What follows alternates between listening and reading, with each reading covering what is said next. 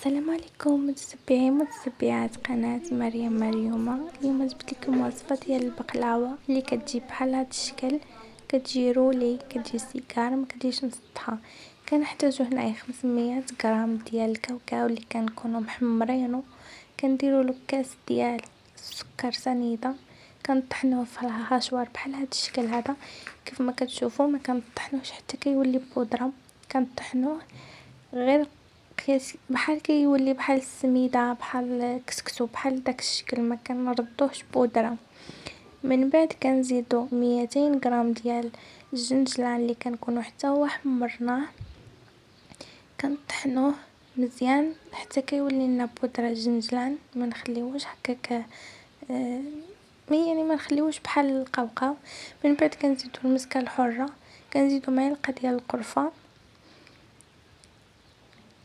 من بعد كنزيدو الزيت والمزهر، وكنديرو كنسموه بالنسمه اللي بغيتو. انا درت هنايا هاد الناطه هادي اللي كنديروها في الصابلي، كنديرو هنايا 3 ديال الكيس ديال المعالق، عفوا 3 ديال المعالق زبده دائبه او 4 على حسب، بغيتو 3 بغيتو 4 كيف كنديرو واحد 4 ديال المعالق ولا 3 ديال المزهر، كنجمعوهم. ما كتكونش الحشوه ديالنا ما نخليوهاش مجموعه كتكون واقفه، لا كنخليوها بحال اللي كتفرتس، غير كندخلو فيها هذوك المكونات وكنخليوها بحال اللي كتفرتس. كنجمعوهم مزيان وكندعكوه باش داك القوقاو ديالنا يطلق داك الزيوت ديالو. من بعد الا جاتنا الحشوه ناشفه، انا هنايا زدت المزهر حيت جاتني شويه ناشفه، كنبقاو نزيدو حتى كنشوفوا بانها تعلكت لينا الحشوه، كنبقاو نمعسو فيها مزيان حتى كنشوفوا بان الحشوه ديالنا بحال هكا هاد الشكل تعلكات لينا. من كنصغيروا عليها كدير لنا بحال الحجره. من بعد كنحتاجو هاد ورقه الفيلو، كنحلوها، كنشد جوج وريقات، كنفرقها اولا، كنفرقهم على بعضياتهم. من بعد كنبقى نشد جوج ورقات نشدهم ونبسطهم. كما كتشوفوا هاد الورقه انايا كتعجبني هاد لامارك ديال هاد الورقه، ما عمر ما لقيتها زعما ضايعه صراحه. كنديروا جوج ورقات، من بعد كندهنها بالزبده بحال هكا بالبانسو كيف ما كتشوفوا. من بعد كنديروا الحشوه كنستفوها بحال الحربول في القنت هكذا، وكنبقاو نروليو ونكمشو باش يجينا داك البقلاوه تجينا بحال اللي مكمشه، كتعطي واحد المنظر زوين.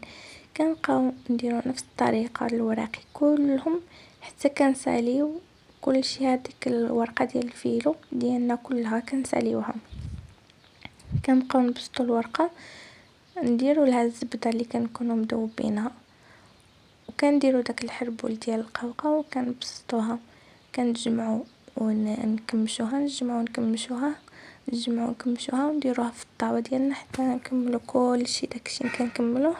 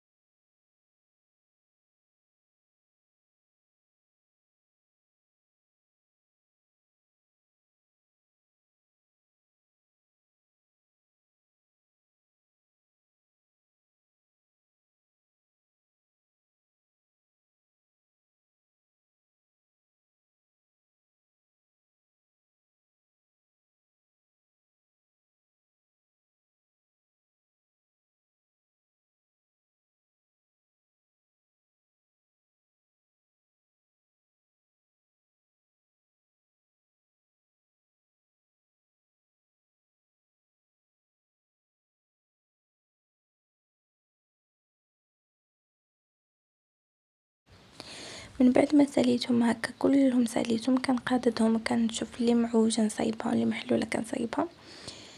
منين كنديرهم في الطاوه هذه هكذا، من بعد من بعد كندهنهم بالزبدة كيف ما كتشوفوا، دائما كندهنهم باش تجيونا مرقين.